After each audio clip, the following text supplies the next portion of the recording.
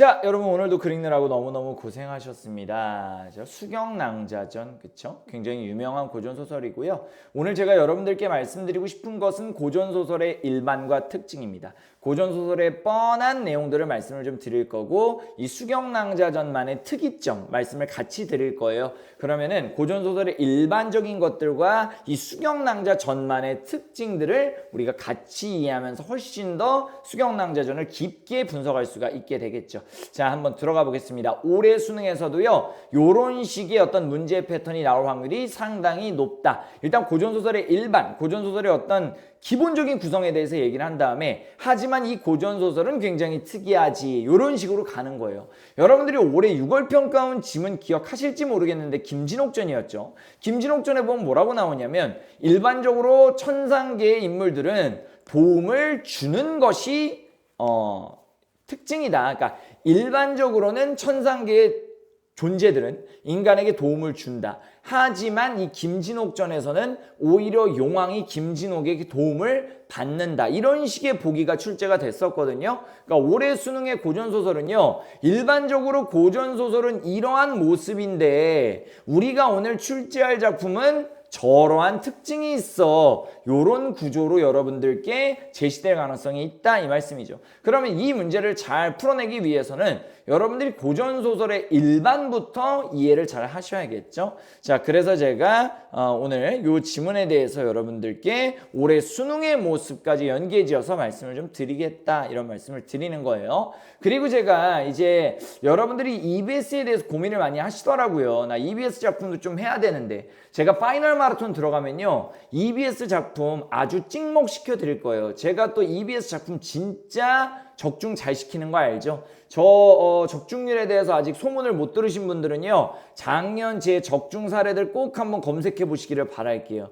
기가 막히거든요. 그러니까 올해 파이널 기대하셔도 좋아요. 9월 평가원 끝난 다음에 본격적인 파이널을 시작할 건데 굉장히 이제 적중률이 높을 것이다. 지금은요, 여러분들이 오히려 기출 분석을 하면서 올해 수능의 모습을 좀 파악하는 게 중요하고, 이 EBS에 대한 픽은요 9월 넘어가서 해도 괜찮아요. 9월 넘어가서 본격적으로 한 6, 70일 남았을 때, D-50 남았을 때 마치 어느 정도는 내신 대비하듯이 기억하시는 게 좋아요. 지금부터 여러분들이 너무 EBS 또 계속 보잖아요. 또 전에 봤잖아요. 근데 지금부터 또 EBS 계속 돌리면요, 나중에 파이널 돼서 또 기억이 더 안 나요. 그죠? 그래서 제가 그리고 여러분들께 항상 말씀을 드리지만, 결국에 EBS 문제가 출제되었을 때도 내가 잘 풀어내려면 이 기출에 대한 이해가 있어야 돼요. 결국에 이 기출을 통해서 시험지, 수능 시험지에서는 무엇을 물어보는가에 대한 이해가 있어야 내가 아는 EBS가 나왔을 때도 반응할 수가 있는 거예요. 수능 시험지에 대한 분석도 안 돼 있는 데서 그냥 EBS 작품만 알고 있다? 다 틀려요.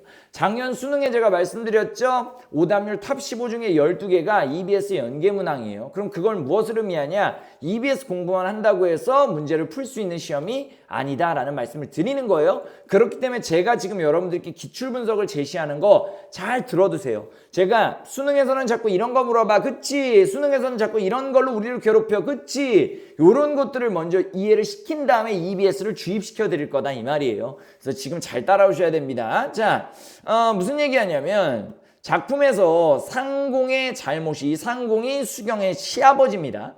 개인의 문제이기 때문에, 개인의 문제이기 이전에 가문이라는 명분을 굉장히 중시하는 이 인간 세상의 구조적 문제라고 보았다. 어떻게 보면 이 사회의 문제다, 이거야. 여기에 보면 가문의 먹칠을 했다는 이유로 시아버지가 수경낭자를 좀 혼냅니다. 그리고 수경낭자에 대해서 오해하게 돼요. 이 수경낭자가 우리 가문에 먹칠을 했어. 근데 이 당시에 어떤 이 세상의 구조적 문제는 어떤 게 있었냐면, 가문에 먹칠을 한 여자는 얼굴을 들고 다닐 수가 없고 죽는 것만이 못한 삶을 살아야 한다 였어요. 지금에야 뭐 예를 들어서 내가 뭐 어떤 내 개인적으로 좀 실수를 했어. 물론 여기에 수경낭자는 실수를 한 것도 아니다만, 내가 실수해서 좀 우리 집안에 좀 부끄러운 내가 뭐 존재가 됐다고 칩시다. 그쵸? 그렇다고 해서 내가 얼굴을 못 들고 살 이유는 없고, 그죠? 뭐 그럴 때도 있는 거고. 근데 이 당시에는요, 가문의 먹칠을 한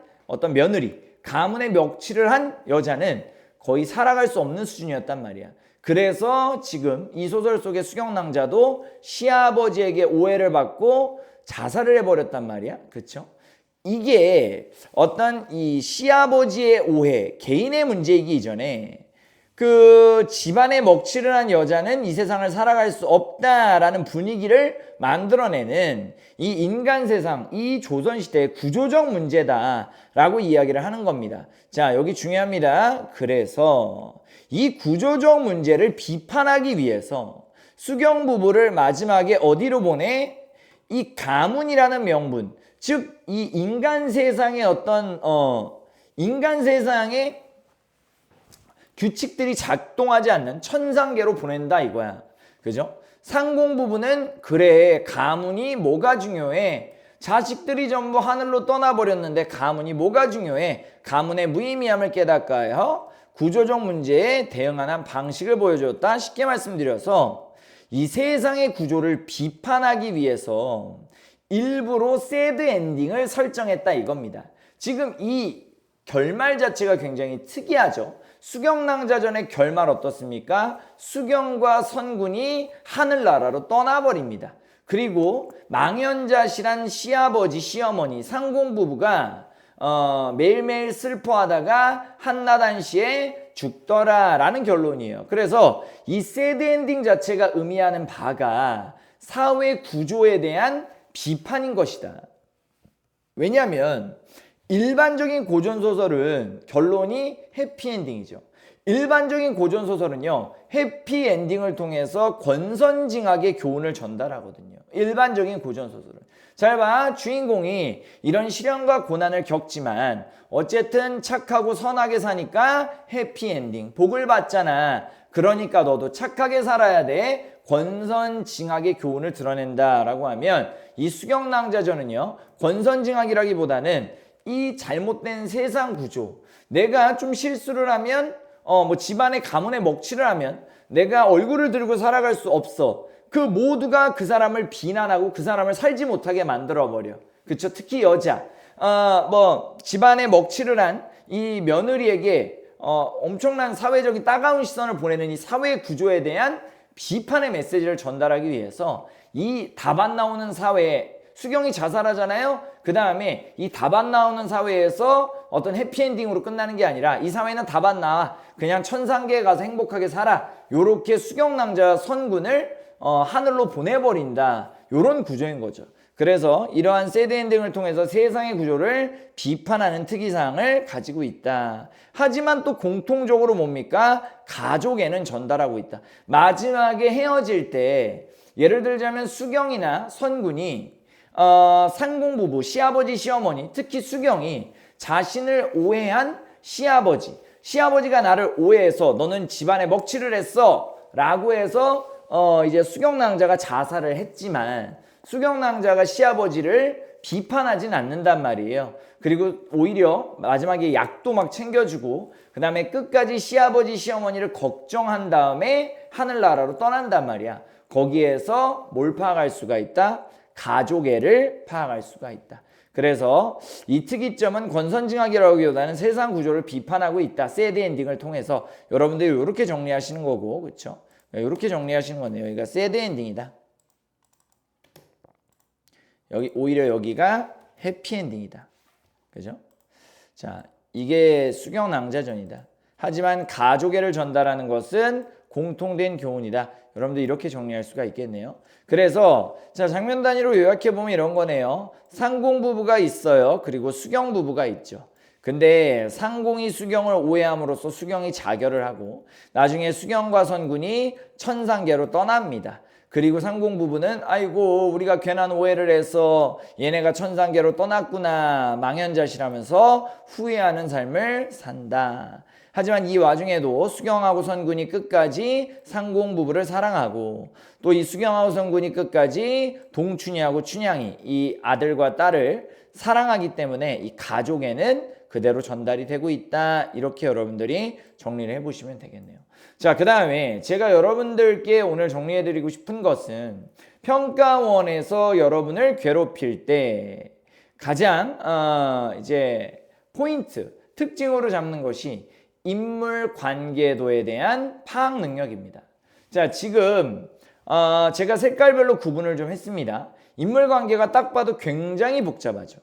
이 인물 관계를 여러분이 잘 정리할 수 있는지를 평가하는 거예요. 평가원은. 기억을 꼭 하셔야 돼요. 그러면 처음에 고전소설을 빠르게 읽어야겠어요? 천천히 읽어야겠어요? 굉장히 천천히 읽어야 된다 이거야. 여러분들이 선생님 저 인물관계를 못 잡겠어요. 이유가 두 가지거든요. 첫 번째 어휘를 몰라서, 그리고 두 번째는 빠르게 읽어서예요. 고전소설을 빠르게 읽으려고 하니까 안 되는 거예요. 그럼 고전소설은 뒤로 갈수록 빨라져야 돼. 처음에는 엄청 천천히 읽으면서 이 복잡한 인물관계를 잘 세팅하시고 이 사건과 배경을 잘 파악하시는 거고, 뒤로 갈수록 내가 인물관계도를 다 파악한 다음부터 빨라져야 된다 이 말이에요. 그래서 고전소설의 독해는 기본적으로 가속독입니다. 물론 어휘에 대한 파악이 1번이죠. 내가 아무리 천천히 읽어도 고전소설에 나오는 여러 가지 지칭어나 호칭어 아니면 기타 어휘들을 몰라 답이 안 나오는 거죠. 그래서 상궁이 인물을 지칭하는 단어라는 거, 선군 역시 인물의 어떤 그 지칭어다, 호칭이다 여러분들이 모른다면 이 소설 자체를 해석할 수가 없게 되겠죠. 그래서 자, 제가 여기에 이제 상공 부부, 엄밀히 얘기하자면 이 상공과 부인 정씨 같은 색으로 칠했어요. 그냥 부모라서. 그래서 이 부모님, 그지? 그리고 선군은 남자, 그리고 낭자는 여자예요. 지금 어떤 상황이에요? 선군이 장원급제에서 고향에 들어오는데 한 장은 부모님께, 한 장은 사랑하는 부인에게. 근데 이 시아버지의 오해로 어떻게 돼? 이 수경이 자결했다 이거야. 근데 선군은 그 사실을 모르고 낭자에게 편지를 붙이고 있어. 부모님한테는 저 이제 좀 있으면 내려갑니다 라고 했고, 그 다음에 부인한테는 보고 싶습니다 라고 얘기했습니다. 왜? 이미 이 수경이는 시아버지의 오해 때문에 자살해버렸는데 그걸 모르고 편지를 써놓은 거다 이 말이야. 아이고 낭자를 얼마나 사랑하면 낭자 그쵸? 자, 그 다음에 여기 부분이 여러분 좀 어려웠을 것 같아요. 뭐라고 얘기하냐면 이 시어머니가 낭자의 딸, 즉 자기 아들의 딸, 그러니까 손녀죠. 부인 정씨가 손녀딸한테 주면서 야, 네 아버지가 네 어미한테 붙인 편지구나. 네가 간수해라. 그쵸? 그리고 딸 말고 아들도 있네요. 얘네 둘이 뭐다? 부인 정씨의 손자이자 손녀이자 선군의 자식이다. 낭자의 자식이다. 이렇게 여러분들이 이해를 하셔야 되고, 그 다음에 춘향이 첫째 딸이에요. 첫째 딸이 엄마 일어나봐. 죽은 시체 앞에 가서 엄마의 시체, 엄마의 시신을 흔들고 불면서 아버지 편지가 왔어요. 아버지가 장원급제하여 내려오신대. 한번 엄마 일어나봐. 이렇게 얘기를 하고 있는 거다. 동춘이하고 춘향이는 딸 아들이기 때문에 같은 색깔로 처리했어요. 그러니까 여러분들이 쭉 다 읽어보시면 이 앞부분에서 슬픈 어떤 어미는 죽었는데 그걸 모르고 이 남편, 그죠? 선군이 편지를 보내는 장면, 그리고 그 편지를 대신 읽으면서 이제 울고 있는, 그치? 가족들의 모습이 나타나는 것이고, 중약 부분 줄거리에 수경이 시아버지로부터 가문의 명예를 실추했다는 오해를 받고 자결한 것을 알게 돼 수경이가 장례 중에 부활해 성군하고 집에 돌아온 다음에 이제 뭐라고 얘기하는 거야? 상공과 정씨부인한테 갈게요. 어머니 아버지 저희는 갈게요. 이렇게 가문에 먹칠을 했다는 오해가 있으면 이 사회 자체를 살아갈 수 없는 이 사회 구조적 모순, 이 잘못된 사회 속에서 그만 살고 우리는 하늘나라로 떠날게요. 상공부부가 이렇게 얘기를 상공부부가 아니라 선군과 수경낭자가 이렇게 얘기를 하는 거죠. 그죠? 그리고 이제 뒤에 보면 여기 부분이 중요하죠. 너무 걱정하지 마세요. 첩은 어차피 천상의 죄가 있으니 하늘의 운명이 아닌 것이 없습니다. 시부모의 오해로 죽은 거 아니니까 너무 슬퍼하지 마시고 죄책감 가지지 마세요. 이렇게 읽으셔야 된다.